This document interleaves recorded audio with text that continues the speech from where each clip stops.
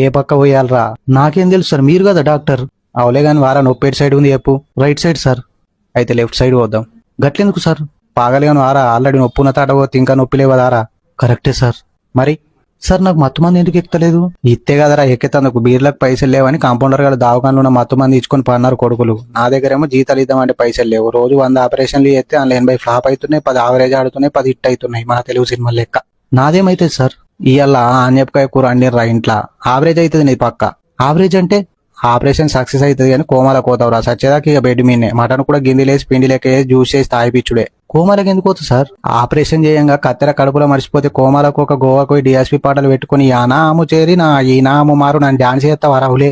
కత్తెర కడుపులు ఎందుకు మర్చిపోతారు సార్? నాకు మటన్ తో తినంది మైండ్ పనిచేయదురా. మొన్న గట్లనే ఒకనికి కిడ్నీ కరవైందంటే కొత్త కిడ్నీ పెట్టిన. ఆ రోజు మా ఇంట్లో కాకరకాయ కూర నక్కదారంతో కుట్లేక సుశీల్ దారంతోనే ఇష్టం. ఆడు పొద్దుల ఫోన్ చేసి సార్ క్రికెట్ ఆడంగా కిడ్నీ కింద పడదు ఏం చేయాలన్నాడు.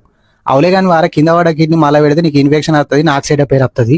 నా దగ్గర పసుపు పచ్చ కలర్ కిడ్నీ ఒకటి ఉంది, సెకండ్ హ్యాండ్ లో ఇచ్చింది. నీ కలర్ ఓకే అంటే పొద్దుల రా పిటి వేద్దామని చెప్పిన.